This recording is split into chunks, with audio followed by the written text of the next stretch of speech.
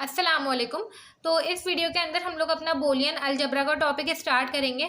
अब देखें, जो हमारे पास सिंपल अलजबरा होती थी हम उसमें भी यही काम करते थे कि हमारे पास जो एक्सप्रेशंस गिवन होते थे बड़े बड़े से हम उसको सिंप्लीफाई करके छोटे एक्सप्रेशंस में कन्वर्ट कर रहे होते थे।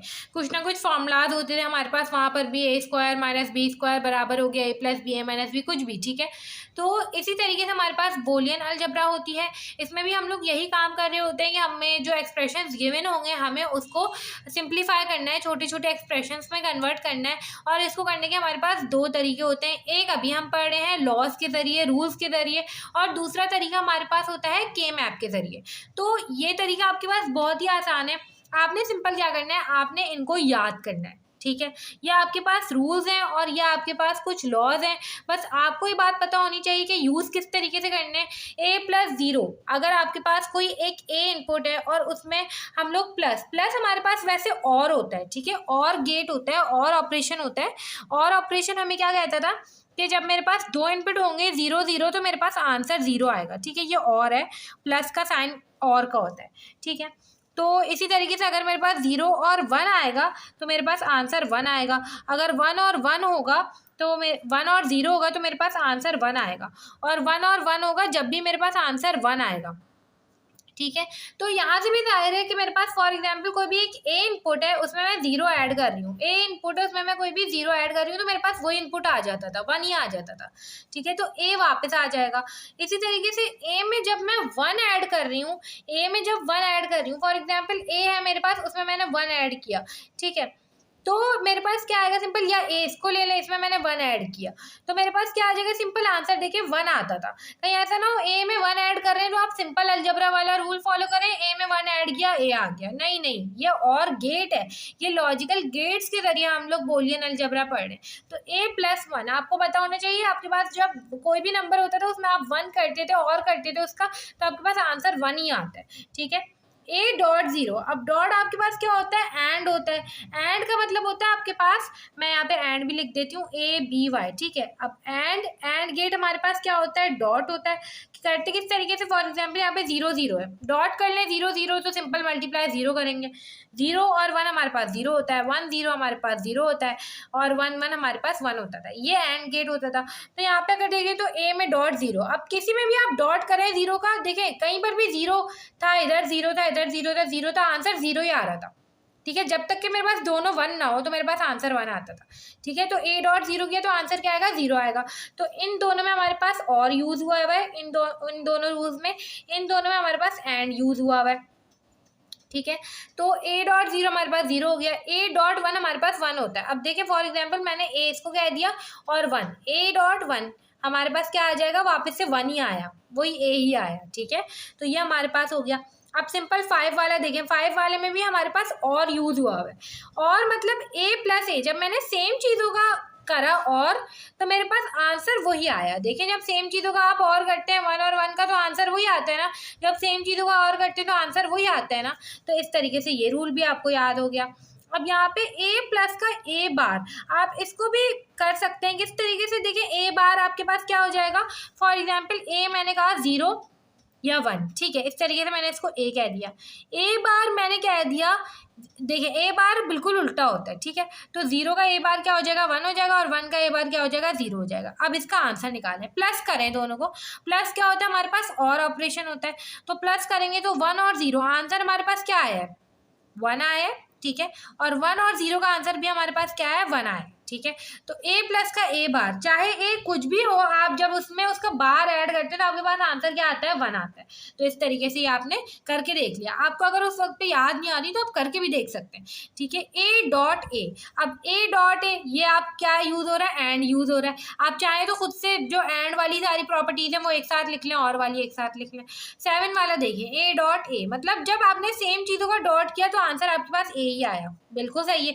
1 और 1 को डॉट किया, मल्टीप्लाई किया तो आंसर 1 ही आया। 0 और 0 को डॉट किया तो आंसर आपके पास 0 ही आया, सेम आंसर आया। तो ये भी हमारे पास प्रूव हो गई। इसी तरीके से आप जब ए का ए बार करेंगे, इसी तरीके से बार करेंगे और इसका आप डॉट करें। 0 का जब 1 के साथ डॉट करेंगे तो आंसर क्या आएगा, 0 आएगा। 0 का 1 के साथ डॉट करेंगे, आंसर क्या आएगा, 0 आएगा। तो ये भी प्रूव हो गई, ठीक है। ए का जब आप ए बार करते हैं और फिर वापस से उसका ए बार करते हैं, डबल बार करके देख लें, आपके पास वापस से ए आएगा। 1 का वापस से 0 और 0 का वापस से 1, 0 1 आ गया ए के बराबर, तो ये भी प्रूव हो गई। इसी तरीके से ए प्लस का ए भी बराबर हो जाएगा ए के। आप इसको याद कर सकते हैं, प्रूफ करके भी देख लें। ए बी का डॉट करें, फिर उसको ए के साथ करें, आपके पास वापस से जो टेबल आ रहा होगा वो ए का ही आ रहा होगा। ऐसे ट्रुथ टेबल बना बना के आप याद कर सकते हैं अपनी निशानी के लिए। बाकी सारे तो देखिए आपको याद करने की ज़रूरत नहीं है, वो एंड और से ही हो रहे हैं। 10 11 12 बस आप याद कर लें, याद रखें ये ए और ए ये सेम नंबर्स होने चाहिए। और फिर अगर कुछ यहाँ पे मल्टीप्लाई हो रहा है फॉर एग्जाम्पल, तो आप उसको निगलेक्ट करके सिंपल ए लिख सकते हैं, ठीक है। अब प्लस का ए प्लस का ए बार बी, यहाँ पे ये सेम ही है, बस यहाँ पे ए बार आ गया, तो अब बी को निगलेक्ट नहीं करेंगे बल्कि ए प्लस का बी हो जाएगा, ठीक है। ए प्लस बी, ए प्लस सी, यहाँ पे सेम होने चाहिए दोनों, ये बात याद रखेंगे। ऐसा ना हो कभी आपके पास आ रहा हो P plus Q R plus S और आप ये वाली प्रॉपर्टी लगाने की कोशिश कर रहे हैं, नहीं भाई, ये ए प्लस बी, ए प्लस सी सेम होना चाहिए। ए जब जाके ए एक दफ़ा लिखेंगे और बी सी एक दफ़ा लिखेंगे। अब ये कुछ हमारे पास बोलियन लॉज हैं जो कि अभी हम लोग जब सिंप्लीफाई कर रहे होंगे तो ये भी यूज़ कर रहे होंगे। सबसे पहला हमारे पास आइडेंटिटी लॉ है, जो हमारे पास अभी हमने एंड और देखा, दोनों आइडेंटिटी लॉ को जो है ना यूज़ कर रहे होते हैं। यही आप 3 इनपुट करके देख लें, ठीक है, यही चीज़ आप 3 इनपुट के साथ करके देखें, आपके पास ये आंसर आएंगे। तो सिंपल आप ये याद करें, ये याद करें, कॉम्यूटेटिव लॉ होता है ए प्लस बी बराबर होता है बी प्लस ए के, ए डॉट बी बराबर होता है बी डॉट ए के, ठीक है। एसोसिएटिव लॉ ये हम पढ़ते आ रहे हैं शुरू से। डिस्ट्रीब्यूटिव लॉ भी हमें पता है। कंबाइनिंग लॉज है और एब्जॉर्प्शन लॉ है, बस आपको इनके एक्सप्रेशंस याद करनी है। थोड़ा सा देख लें, ए प्लस बी सी बराबर होता है ए प्लस बी ए प्लस सी के, ये अभी हमने पढ़ा था।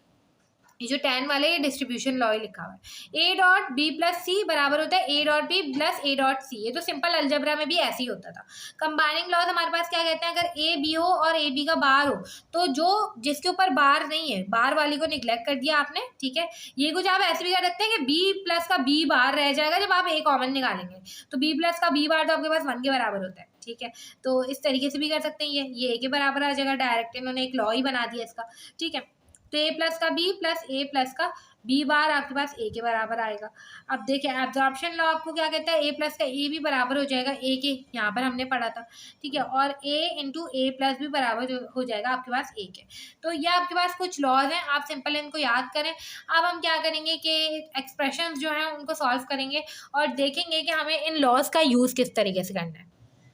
अब देखें आपके पास ये एक्सप्रेशन गिवन है, आपको इसको सॉल्व करना है। आपको प्रॉपर्टीज़ याद होगी तो आपके जहन में एक चीज़ आएगी कि भाई कोई ऐसी प्रॉपर्टी होती थी जो मैंने अभी बताई भी थी जिसमें सेम हमारे पास होता था, ठीक है। यहाँ पे देखें मैंने बताया था जो सेम होता था हमारे पास, तो हम क्या करते थे, सेम ब्रैकेट, देखें यहाँ पे सेम ब्रैकेट है, ए प्लस सी बराबर हो जाता था ए प्लस बी सी के, ठीक है। तो ये मेरे पास एक प्रॉपर्टी है, ए प्लस बी ए प्लस सी बराबर हो जाता था ए प्लस बी सी के। ये जहन में आपके आएगी कैसे, जहन में आपके ऐसे आएगी, देखिए ए और ए सेम है तो आपको पी और पी सब सेम दिखेगा, पहला दूसरा में से फ़र्क दिखेगा, तो आपके जहन में यही प्रॉपर्टी आनी चाहिए, ठीक है। तो सिंपल अगर मैं पी प्लस क्यू और पी प्लस आर के ऊपर ये प्रॉपर्टी लगाऊं तो ये हमारे पास किसके बराबर हो जाता है, जो सेम होता है वो आप एक दफ़ा लिखते हैं, प्लस का जो बी और सी दोनों ब्रैकेट के जो है आपने उसको क्यू आर लिख दिया, ठीक है। अब ये आपके पास एक ब्रैकेट आ गया, आगे वाले ब्रैकेट के साथ भी यही करें, जो आपके पास पी और पी जो सेम होता है वो आप एक दफ़ा लिखेंगे और जो बी और सी होता था उसको आप मिला के लिख दिया करते थे, तो एस टी। अब ये आपके पास वापस से 2 ब्रैकेट बन गए जिसमें पहला वाला सेम है और दूसरे वाले डिफरेंट है, तो ये आपके पास ए के बराबर हो गया, ये बी के बराबर हो गया, ये आपके पास ए के बराबर है और ये सी के बराबर है। तो ए आप एक दफ़ा लिख दिया करते थे जो कि पी होता था, प्लस का बी सी एक दफ़ा लिख दिया करते थे, बी आपके पास हो जाएगा क्यू आर और सी आपके पास हो जाएगा एस टी। तो ये आपके पास इसका आंसर आ गया। बहुत ही इजी था, मगर आपके पास जो सारे क्वेश्चन थे उनमें यही प्रॉपर्टीज अप्लाई हो रही हैं और कुछ ना कुछ करके आप यही सॉल्व कर रहे होंगे। अब दूसरा क्वेश्चन हम देख लेते हैं। फॉर एग्जाम्पल हमारे पास हो P plus Q, P plus R, P plus S और P प्लस आर डैश। अब देखिए इसको देखकर भी आपके पास यही प्रॉपर्टी आएगी जहन में, ठीक है, क्योंकि आपको P सेम दिख रहा होगा, तो वही काम करें, हो जाएगा P प्लस का क्यू आर, ठीक है। ए को एक दफ़ा लिखा, बी और सी, क्यू आर को आपने मिला के लिख दिया। फिर यहाँ पे देखें दूसरा ब्रैकेट बन चुका होगा P प्लस एस, ये हो जाएगा P प्लस आर डैश, ठीक है। अब सिंपल आर डैश लग रहा है तो मैं इसको सॉल्व करती हूँ।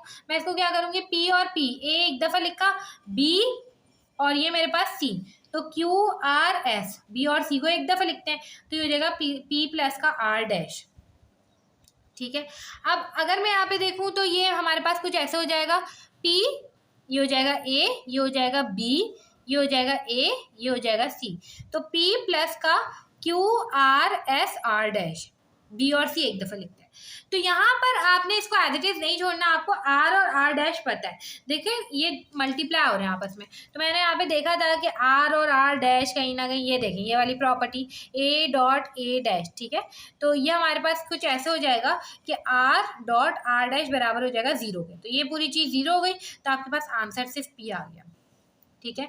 तो इस तरीके से करके हमारे पास ये वाली एक्सप्रेशन भी सॉल्व हो गई। अब हम और एक्सप्रेशन देख लेते हैं थोड़ी मुश्किल मुश्किल सी। अब देखिए ये आपके पास एक और एक्सप्रेशन गिवन है, अब आपके ऊपर है कि आप इसको किस तरीके से सॉल्व करते हैं। इसको ज़्यादा मुश्किल मत बनाइएगा, आपके ऊपर है, आप इसको मल्टीप्लाई कर करके मुश्किल भी बना सकते हैं, बहुत बड़ा बन जाएगा।